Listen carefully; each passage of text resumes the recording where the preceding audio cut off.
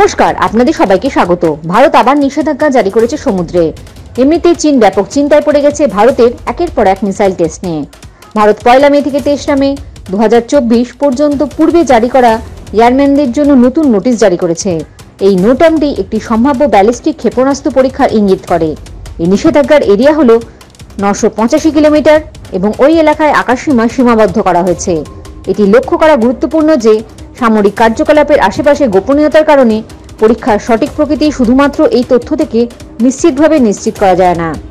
যাই হোক, মনোনীত আকাশপথ বন্ধ হওয়া একটি সম্ভাব্য ব্যালিস্টিক ক্ষেপণাস্ত্র উৎক্ষেপণের শক্তিশালী সূচক।